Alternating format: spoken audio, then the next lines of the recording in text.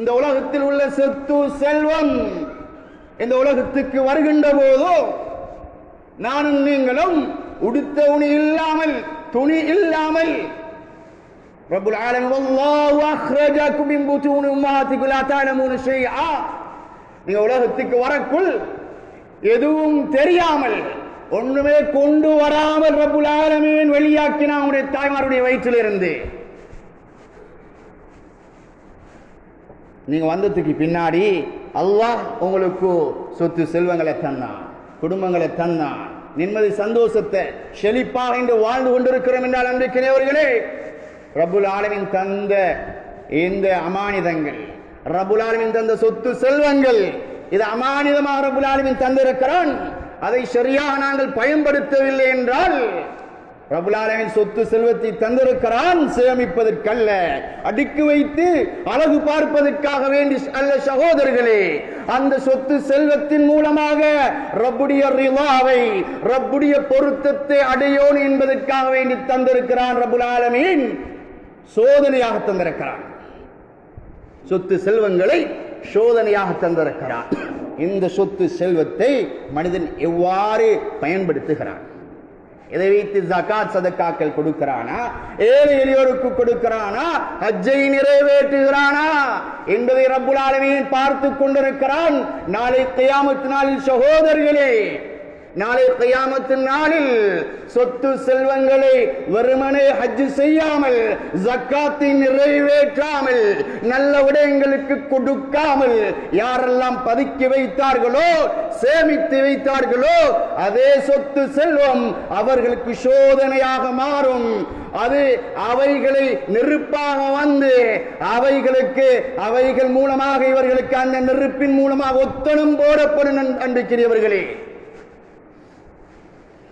எனவே சகோதரர்களே, சாதாரணம் கிடையாது. உலகத்தில் நாங்கள் மரணித்து விடுவோம், சொத்து செல்வங்களை சேமித்து வைத்து விட்டு அதை வைத்து எமக்காக வேண்டி ஹஜ்ஜி செய்வார்கள், உம்ரா செய்வார்கள், அல்லது நல்ல விடயங்களுக்காக வேண்டி செலவு செய்வார்கள் என்பதாக நீங்கள் எதிர்பார்த்து விடாதீர்கள். நான் சேமித்து வைக்கிறேன், எதை வச்சு என்ற பிள்ளைகள் என்ற சந்ததிகள் எனக்கு சதக்கத்தின் ஜாரியா அனுப்புவார்கள் என்பதை எதிர்பார்த்து சேமித்து வைத்து விடாதீர்கள். உங்களுடைய பிள்ளைகளுக்கு கொடுங்கள், கொடுக்க வேணாம் என்று சொல்லல, ஆனால் உங்களுக்காக வேண்டி முற்படுத்தி அனுப்பி வைத்து விட்டு நீங்கள் செல்லுங்கள். இல்லை என்றால் சக்கராத்தில் சிக்கிக்கொள்வோம், சக்கராத்தில் மாட்டிக்கொள்வோம். சகோதரர்கள், அன்பான அல்லாஹ்வின் நல்லடியார்களே, நாளை கியாமத்தின் கை சேதவாடிகளாக மாறிவிடுவதில் அதாவது சந்தேகம் கிடையாது. அன்பான அல்லாஹ்வின் நல்லடியார்களே, எந்த அளவுக்கு ரசூல் ஸல்லல்லாஹு அலைஹி வஸல்லம் இன்னும் ஒரு ஹதீஸை சொல்கின்றார்கள் என்றால், லகத் ஹமம்து அன் அப்அஸ ரிஜான் இலா ஹாதிஹில் அன்தார் فينظر كل من كان له جدة ولم يحج فليضرب عليهم الجزية ما هم بمسلمين.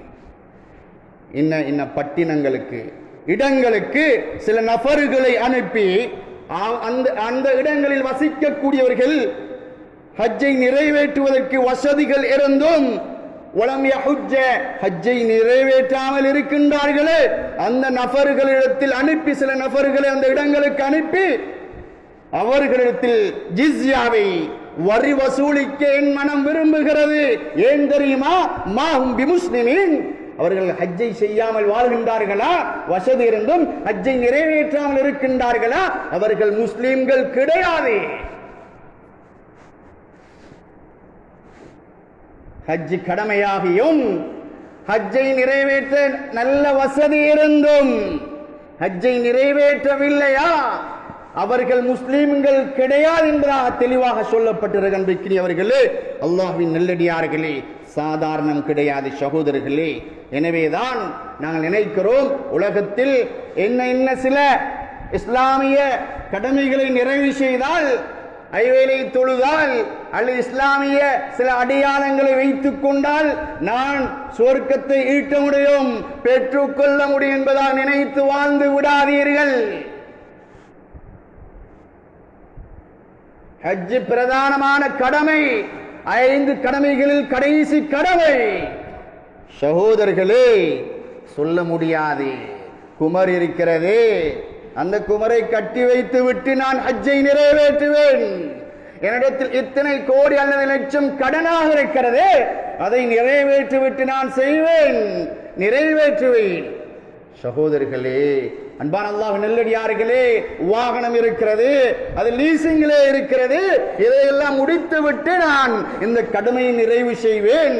இல்ல 10 வருடம் இத்தனை ஏக்கர் காணிகளை செய்துவிட்டு நான் ஹஜ்ஜை நிறைவேற்றுவேன் என்பதாக நினைத்து சொல்லி சொல்லி நாட்களை நகர்த்து கொண்டிருக்கின்றீர்கள். அன்பிற்கினே அல்லாஹ்வின் நல்லடியார்களே, அல்லாஹ் அஞ்சிக் கொள்ளுங்கள்.